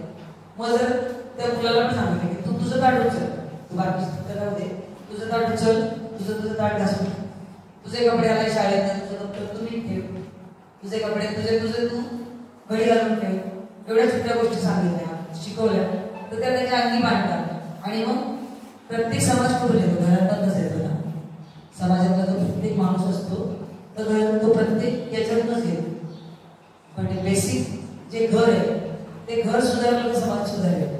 प्रत्येकाची जबाबदारी की आपल्या घरातल्या मुलांना पण दोन्ही मुलींनाही आणि मुलांनाही समान वागणूक दिली तर महिला सक्षमीकरणासाठी वेगळं काहीतरी समाजाला, सरकारला करणं गरजेचं असं वाटत नाही का? आणि मुलांचा दृष्टिकोन बदलला पाहिजे मुलीकडे बघण्याचा. पण तो आता आपण टीव्हीवरची जाहिराती बघतो किंवा पिक्चर बघायला गेलो तर त्याची जाहिरात, त्याच्यात कमीत कमी कपड्यात असलेली बाई असते ती शेविंग किटची जाहिरात करते किंवा रेझरची जाहिरात करते. ते आपल्याला नुसता पुरुष असेल तर ते आपली होत नाही. पण बाई आली म्हणजे बाई म्हणजे भोगदासी नाही हे पहिल्यांदा बाईला कळलं पाहिजे. बाई ही भोग्य वस्तू नाही, म्हणजे तुपड म्हणजे वस्तू नाही ना कुठली. तर तशी वस्तू जोपर्यंत आपण आपल्याला समजायचं नाकारत नाही तोपर्यंत या परिस्थिती बदलणार नाही. तर बाईने पहिल्यांदा नाकारलं पाहिजे किंवा फार छान दिसलो आपण तरच आपण काहीतरी होऊ असं नाही. बाईचं छान दिसलं म्हणजे काय? एखादी काळी सावळी बाई असते, तिच्याकडे बाकीचं काहीच नसेल, फाटकं अत्तर ती नेसलेली असेल, पण ती कर्तृत्ववान बाई असते. ती तिचं काम हिमतीने करत असेल, ती स्वाभिमानाने कोणाकडे भीक न मागता स्वतःच्या कुटुंबात जगत असेल किंवा स्वतःच्या मुलांना वाढवत असेल तर ती बाई सगळ्यात सुंदर दिसते. तिच्या कर्तृत्वाचं तेज, ही सुंदरता ज्यावेळी समाजाला कळेल त्यावेळी महिला सक्षमीकरणासाठी वेगळा प्रयत्न करायची गरज आपल्याला भासणार आहे. विद्यार्थ्यांना काय सल्ला द्याल तुम्ही महिला सक्षमीकरणासाठी? विद्यार्थी काय करू शकते? उमरगा हे खूप समजूतदार लोकांचं गाव आहे किंवा उमरगात कुणालाही प्रेमाने सांगितलं तर सगळे लोक ऐकतात असा माझा अगोदरचा अनुभव होता. चांगले लोक अजूनही तसेच आहेत. पण ही जी तरुण पिढी आहे त्या तरुण पिढीचं थोडंसं वाट आहे ती वाकडी तिकडी झाली, ती नीट करावी लागेल. तर उमरगातल्या विद्यार्थ्यांना मला सांगणं आहे की अशा कुठल्याही गोष्टींना थारा देऊ नका. त्यामुळे गुन्हेगारी क्षेत्रात देऊ नका. कोणी येत असेल तर त्याला थांबवा. ते जमत नसेल तर आम्हाला माहिती द्या. विद्यार्थ्यांना एक सांगाय की व्यसनाधीनतेकडे वळू नका. सध्या ड्रग्जचं प्रमाण सगळीकडे जास्त झालं. त्या मानाने आपण छोट्या गावामध्ये राहतो तर याचा फायदा आहे आपल्याला की आपल्याकडे त्या वाईट गोष्टींचं लोन अजूनपर्यंत आलं नाही. पण आपल्याकडे काही गावं अशी पण आहेत की सरपंच आणि पोलीस पाटलाच्या शेतात सुद्धा गांजा पेरलेला गेलाय आहे आपल्याकडे. तुम्हाला कळेल काही दिवसात अशी पण गावं आहेत आपल्याकडे. तर हे म्हणजे काय? जर तुम्ही तिथं कुठे राहत असाल तर गरज घ्या थोड्या लोकांना. तिथं गांजा उपटून टाका, चुकीच्या गोष्टी करू नका. छोट्या छोट्या गोष्टींमधून जे व्यसनाधीनतेने आपण आपल्या आयुष्य पणाला लावतो. दारूचं खूप येतं म्हणजे एकच प्याला जे नाटक आहे, सुरुवात एकच प्याल्यापासून होते आणि नंतर माणूस रसाला जातो. त्या गोष्टी कृपया करू नका. शिका, खूप चांगलं शिका आणि स्वप्न मोठी बघा. खूप पायापर्यंत आहे. माझ्या बाबाचं दुकान बसतो तिथं, आलं महादेव गल्ली, त्याला काहीतरी खट्ट्यावर काहीतरी मांडतो, तसं काही म्हणजे ते चुकीचं नाही. ते करूनच तुम्ही आपल्याला वाढवलंय. त्या गोष्टी विसरू नका. पण तुमची स्वप्न तर मोठी असू द्या. स्वप्न मोठी बघितलं तर तुम्ही त्याच्या आसपास जाऊ शकाल. जवळपास तरी काहीतरी काढाल. स्वतःला व्यसनाधीनतेपासून सुरक्षित ठेवा, सायबर गुन्ह्यांपासून सुरक्षित ठेवा. आताचा जो ट्रेंड आहे आणि चुकीच्या लोकांच्या संगतीत राहू नका. सध्या खेळाकडे दुर्लक्ष होतंय लोकांचं. खूप खेळा आणि तर अजून पण खेळा. आमच्या पोलीस स्टेशनच्या मागाने ग्राउंड तयार करून घेतलं. आपल्याकडे व्हॉलीबॉल होतं नाही, प्रति व्हॉलीबॉल आहे, आपल्याकडे बॅडमिंटन आहे. आम्ही सुद्धा खेळतो. वेळ मिळत नाही पण त्यातले 2 हात जरी मारले, 2 बॉल जरी मारले तरी बरं वाटतं जरा. त्या तुम्हाला फक्त वेळ आहे, त्यामुळे तुम्ही शिका, वाचा, अभ्यास करा, स्वतःचं शरीर बदलंड करा. म्हणजे तुम्ही जोपर्यंत स्वतःच्या शरीरात दोष आणणार नाही तोपर्यंत पोरी मला मारू शकणार नाही. पळायचं म्हटलं तरी तुमच्या पायात बळ पाहिजे. त्याच्यामुळे तुम्ही स्वतःचं अन्न जे म्हणजे अन्न म्हणजे जे घरात असतं तेच, म्हणजे ताजं खा, सकस खा. आपल्याकडे चांगल्या चांगल्या गोष्टी असतात. जवसाची चटणी, शेंगदाण्याची चटणी आपल्याकडे उपलब्ध आहे. आणि आपला तो हा ट्रेंड आहे तो पूर्ण महाराष्ट्रात मजा आहे. लोक इकडे यायचं म्हटलं तर म्हणतात की तर जवसाची चटणी घेऊन ये. बरोबर, तू येतेस का मुंबई? म्हणजे हो उद्या येणार, मग एखादा शेंगदाण्याची चटणी घेऊन ये. मग आपण फेमस आहे बघते, लोक खायला लागले तर आपण काय खायचं. त्या गोष्टी पण आपल्याला म्हणजे आपली हाडं बळकट करतात किंवा आपलं शरीर चांगलं करतात. तर त्याच्यासाठी खेळा, कुठलाही खेळ खेळा, पण खेळा. स्वतःचा व्यायाम करायची आवड नसेल तर त्यात खेळायची तरी आवड असली पाहिजे. व्यायाम करावा, प्राणायाम करा, योगासन करा. स्वतःसाठी अर्धा तास 1 तास द्यायला काही हरकत नाही. तर तुम्ही म्हणजे या जगाच्या याच्यात पसाऱ्यात तुम्हाला जिथं जायचंय त्या उद्दिष्टापर्यंत जाऊ शकता. म्हणजे तुमचे उद्दिष्ट छोटं असेल तर तुम्ही त्या प्रवासात तो तुमचं उद्दिष्ट ठरत नाही. प्रत्येकाला माहित पाहिजे आपलं उद्दिष्ट काय. म्हणजे तुम्ही आता बऱ्यापैकी मोठे आहात, 18, 19, 20, 21, 22 या वयाला आहात, तर आता तुमचं टार्गेट फिक्स झालेलं आहे. तुम्हाला पुढे काय करायचं जर कळलं तर तुम्ही तिथपर्यंत जाऊ शकता. एखादा बोटीचा कॅप्टन असतो, त्याला माहित असतं नेमकं डेस्टिनेशन काय. समुद्र दिसत नसतं त्याला, सगळीकडे पाणी असतं, पण त्याचा होका यंत्र आणि त्याचा नकाशा तो तयार असतो. तो होका यंत्र त्या नकाशावर ठेवलेला असतं आणि आपल्या मार्गाप्रमाणे तो मार्गक्रमण करत असतो आणि एक दिवस तो त्याच्या डेस्टिनेशन पर्यंत पोहोचतो. जोपर्यंत तुम्ही तुमचं डेस्टिनेशन फिक्स करत नाही तोपर्यंत तुमचा मार्ग तुम्ही ठरवू शकणार नाही. त्यामुळे डेस्टिनेशन ठरवा आणि त्या मार्गाच्या दिशेने सातत्याने मार्गक्रमण करा. तुम्हाला तुमचं अंतिम ध्येय नक्की मिळेल.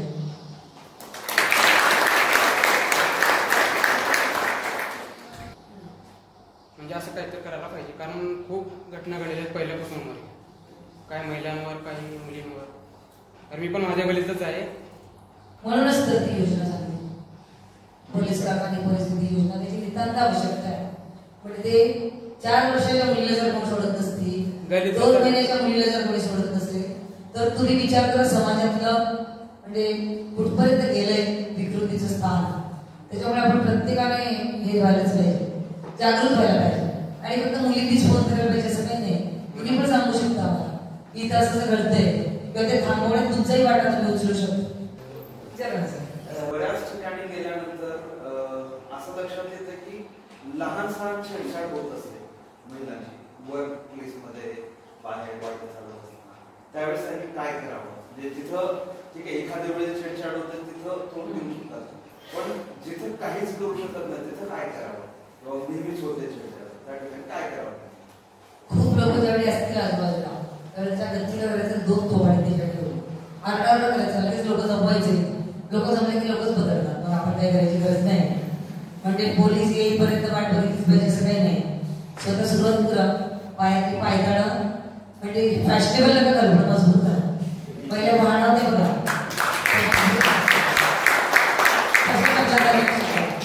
आणि स्वसंरक्षण म्हणजे फक्त स्वतःचं संरक्षण नाही तर पुढच्या धडा शिकवणं हा पण आहे ना त्याचा अर्धा भाग तो काही नाही केलं तर आरडाओरडा तरी करा. जर तुम्ही बसमध्ये चालला, बसमध्ये आपण असं झोपतो किंवा बस सुरू झाली की मला तरी लगेच झोप लागते, आपण असा हात ठेवतो, आपण कळतो नाही कोणाचा तरी अंगावर. तसा कोणीतरी शेजारी बसलेला असतो, त्याला आपण काय सांगतो की हात काढ. नाही आपण बघतो त्याच्याकडे, आपण पटकन हात काढून घेतो. आपण हात नाही काढायचा. तुम्ही म्हणाल बघ आपण बाईकला धरलं जाऊ, तर त्यालाच तू हात काढतोस का मी तुला उभ्यातून हात काढतो विचारायचं. तुम्ही आरडाओरडा केलं सगळी बस तुमच्या बाजूला येते.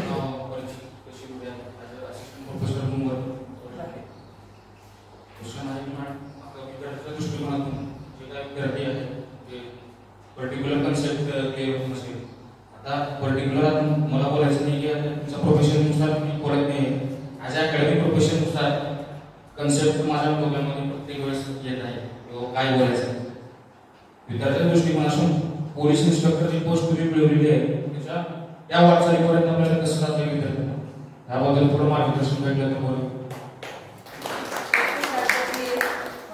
सिस्टीम असते, त्याच्यात पब्लिक सर्व्हिस कमिशन असते. त्याप्रकारे आपल्याकडे NPSC Maharashtra public service commission आहे.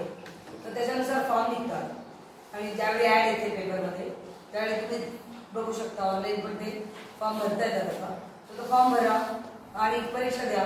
परीक्षेचं स्वरूप असतं अगोदर पूर्व परीक्षा, नंतर मुख्य परीक्षा, नंतर इंटरव्ह्यू. आपल्या इंटरव्ह्यूच्या अगोदर मेडिकल फिजिकल असते. फिजिकल जर झाली PSL तर आहे का इंटरव्ह्यू आहे ना, तर आमच्या वेळी तर पण आहे म्हणतात सर. तर तशी ती एक सिस्टीम आहे. पूर्व परीक्षा, मुख्य परीक्षा, मैदानी चाचणी, नंतर इंटरव्ह्यू, मग मेडिकल आणि मग फायनल लिस्ट लागते आणि मग तुमचं सिलेक्शन होतं. तर त्याचा अभ्यास करताना रोजचा पेपर वाचलाच पाहिजे. रोजचा पेपर म्हणजे संघर्ष, नवाकाळ हा नाही. चांगले ब्रँडेड पेपर वाचा. एखादा इंग्लिश पेपर पण वाचायला हरकत नाही. हिंदू पेपर वाचा, हिंदू किंवा महाराष्ट्र टाइम्समध्ये पण भाषा सोपी असते. आपला प्रॉब्लेम होतो की आपण इंग्लिशच्या ह्याच्यात घाबरतो, तर घाबरायची काही गरज नाही. म्हणजे जरी तुम्ही इंग्लिश स्पीकिंगचे कोर्स आता याच्यावर आहे बघा, इंग्लिश गुरु नावाचा एक छान तो जो माणूस आहे तो फार छान शिकवतो इंग्लिश. मी स्वतः सुद्धा त्याच्यातून इंग्लिश शिकते बऱ्याचदा, कारण ग्रामीण भागात ती प्रॅक्टिसची भाषा आहे इंग्लिश म्हणजे, तर आपली प्रॅक्टिस होत नाही. तर त्याच्यामुळे तुम्ही एकमेकांशी इंग्लिश बोलायला सुरुवात करा. चुकलं तर चुकलं, आपल्याला चुकेल. हसणार दुसरं पण हसणार नाही किंवा हसला तरी त्याच्यावर वाईट वाटणार नाही. इंग्लिश मराठी चांगलं करा. मराठीसाठी मोरावाळे यांचं पुस्तक फेमस आहे. ते प्रत्येक MPSC UPSCचा मुलगा मराठी व्याकरणाचं जे पुस्तक आहे मोरावाळे यांचं ते रेफर करतोच. तर ते रेफर नसेल तर आपल्या लायब्ररीत आपण उपलब्ध करून द्या. परत त्याच्यासाठी जनरल नॉलेजचे प्रश्न असतात, CQ असतं, ते ठराविक तयारी असते. त्याचं मटेरियल बाजारात खूप उपलब्ध आहे. ते चांगलं ब्रँडेड जे चांगल्या लेखकांची पुस्तकं आहेत ती वाचा. फक्त एकटे वाचू नका. जसं माझ्या मित्रांनी माझा अभ्यास करून घेतला तसा ग्रुप करायचा आणि ग्रुपने तो अभ्यास चांगला होतो. पेपर सोडवायची प्रॅक्टिस करा. ग्रुपने अभ्यास तर एकमेकांच्या चुका समजतात किंवा चर्चा करतायत. डिबेटिंग खूप महत्वाचं आहे याच्यात. जर चर्चेत राहिला तर स्वतःची म्हणजे कुठं चूक होते ते तुम्हाला अंडरलाईन करून आपले मित्र सांगतात. तसंही आपले मित्र बघतच असतात आपल्याला चूक, त्यालाच मित्र म्हणतात ना. मित्र फार चांगला असून चालत नाही, तो थोडा तरी कमी असायलाच लागतो. तर ते असतं तसं. त्यामुळे ते आपल्याला चुका सांगतातच.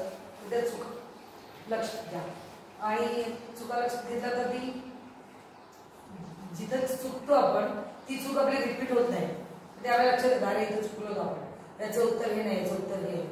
तर अशा प्रकारे तुम्ही प्रॅक्टिस करा, ग्रुप करा, डिबेटिंगवर जास्त भर द्या.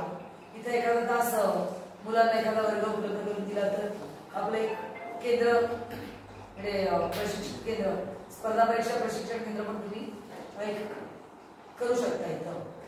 तर तसं ज्यांना आवड आहे त्यांनी उतरायला हरकत नाही. मुलींनी यायला पाहिजे. मुलींसाठी खूप सवलती आहे स्पर्धा परीक्षांच्या युगात. म्हणजे UPSC नाही तर UPSC पण व्हायला लागतं. आपल्या इथल्या काही मुली आहेत तर जजेस झाल्या, IAS IPS आहेत, तर त्या मुलींनी यायला पाहिजे. मुली आल्या की म्हणजे जे रुटीन लोक म्हणतात की एक फॅमिली सुधारते किंवा काय, पण मुली आल्या तर एक जिल्हा पण सुधारू शकतो. तर त्याच्यामुळे मुलींनी विचार करायला पाहिजे आणि आपल्याकडे जे पोटेन्शियल आहे ते समाजाला द्यायला त्याच्यातनं जे आपण चांगलं देऊ शकतो ते द्यायला पाहिजे. चांगुलपणाचा जो विश्वास असतो समाजाचा किंवा कुणाचा तो जागता ठेवण्याचं काम मुलींनी केलं पाहिजे.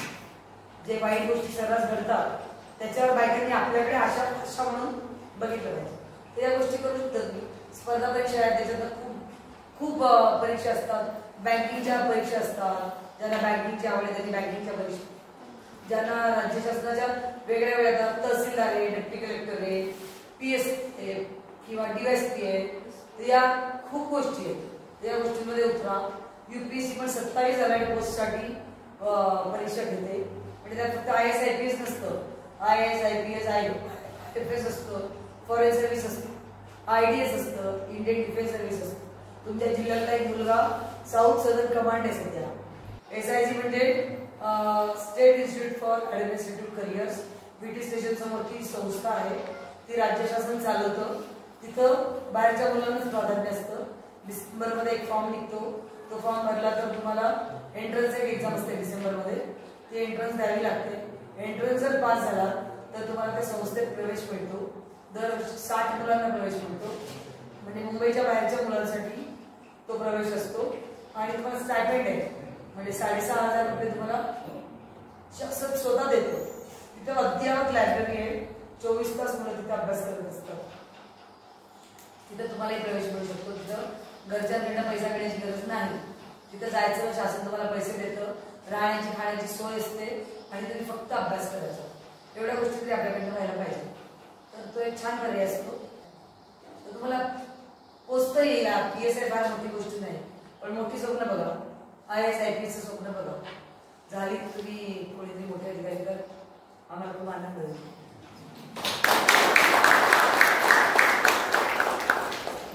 कारण आजची जनरेशन जी आहे ती कशामध्ये गुंतली, सोशल मीडिया, गेमिंग, प्रेम ह्या गोष्टीमध्ये गुंतून गेली आहे. पण त्यांना ह्या मुवमेंटला किंवा कॉलेज लाईफ कशी असली पाहिजे याबद्दल थोडं मी सांगण्या वेळ बदलेल का तरी तुमचं मोटिवेशन.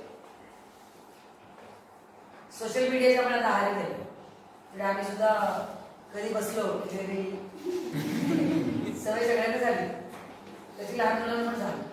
आणि त्या मोबाईलवर मला तर वाटतं पुढच्या काही काळात अंतर राहणारच नाही. माणसाचं पहिल्यांदा शेपूट जसं निघून गेलं डार्विनच्या उत्क्रांतीमध्ये, तसा काही दिवसांनी आपला अंतर निघून जाईल की नाही. तेवढ्या आपण हारी गेले त्याच्यात. आणि काही खेळांमधनं पण ते जे मोबाईल गेम असतात त्याच्यातही लहान लहान मुलांनी आत्महत्या केल्याची उदाहरणं. तर आता आपण ठरवून घ्यायला पाहिजे. आपण घडवतो, आपल्याला कोण घडवतो, आपणच घडवतो.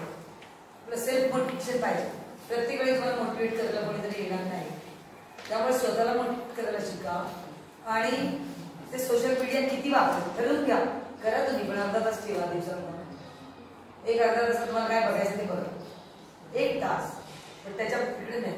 24 तास तुम्ही सोशल मीडियाच्या आधी गेला आणि त्याच्यावर बघतो तुम्ही किती घाणेरड्या गोष्टी पण असतात. किंवा प्रेम आहे, प्रेमात पडणं वाईट नाही. इतका सुंदर सुंदर कवी मी प्रेमावर कविता लिहिल्या. आणि माझा तर एक पॉईंट आहे, मी रियामध्ये थोडे दिवस लेक्चरशिप पण केली, तर त्याची कविता जास्त छान शिकवायचे. तर त्यामुळे प्रेम कविता, प्रेम या गोष्टी सगळ्यांच्या आयुष्यात येणाऱ्याच गोष्टी आहेत आणि त्या अपरिहार्य आहेत. पण त्याला कधी वेळ द्यायचा हे ठरवून घ्या ना. आत्ताच्या सध्याच्या कंडिशनमध्ये आपण बेस्ट फ्रेंडचं मॅटर किंवा बद्दल बोलतो. तर असं सोशल लोक असं बोलतात की त्या ठिकाणी आपल्याला शिक्षा झाली पाहिजे.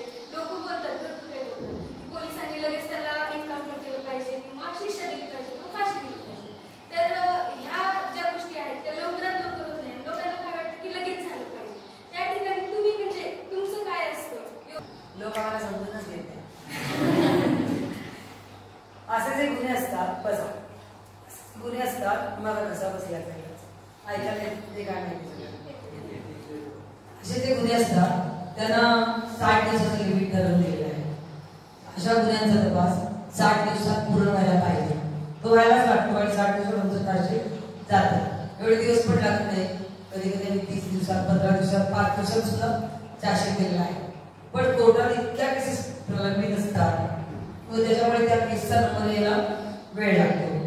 पोलिसांना सहकार्य करणाऱ्यांची संख्या कमी असते. आता जर तुम्ही बघा रस्त्याला आपल्या रोज कमीत कमी एक तरी अपघात. काल अपघात झाला त्यात एक डॉक्टर जेणेकरून तर एक 27 वर्षाचा तरुण माणूस आहे, पण त्याला उचलायला कुणीही येत नाही.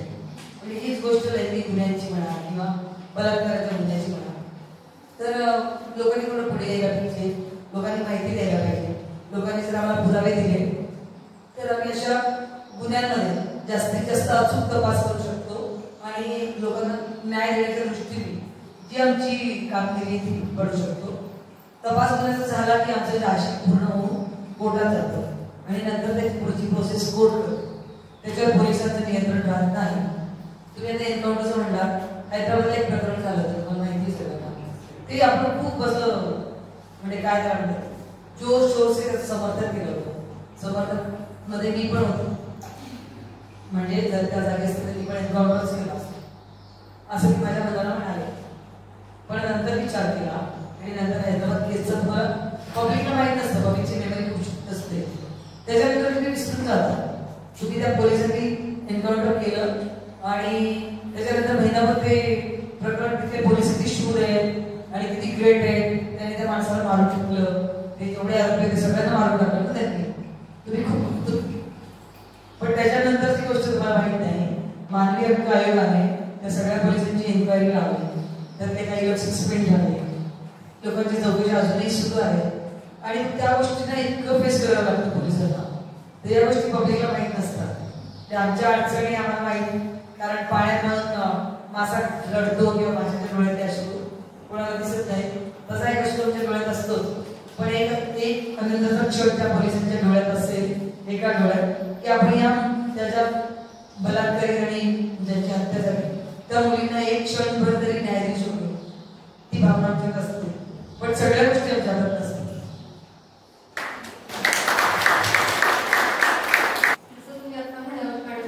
स्पर्धा परीक्षांमध्ये विद्यार्थ्यांनी उतरायला पाहिजे, तर आम्ही याचा प्राध्यापक आम्ही पूर्ण प्रयत्न करू की आमच्या कॉलेजमध्ये जास्तीत जास्त विद्यार्थी स्पर्धा परीक्षांमध्ये उतरतील आणि यशस्वी होतील.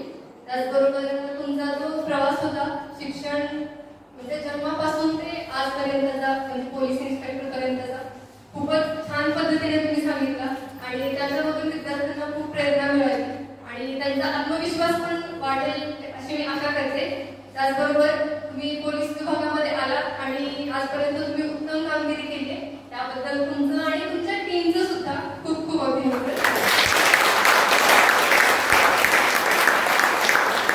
आणि महिला सक्षमीकरणासाठी आपण सुरुवात ही आपल्या घरापासून केली पाहिजे. लहान लेकरांना आपण म्हणजे मुली आणि मुलं यांच्यामध्ये भेदभाव न करता दोघांना समान हक्क दिले पाहिजे, तिथून आपण सुरुवात केली पाहिजे. हे तुम्ही सांगितलं तेही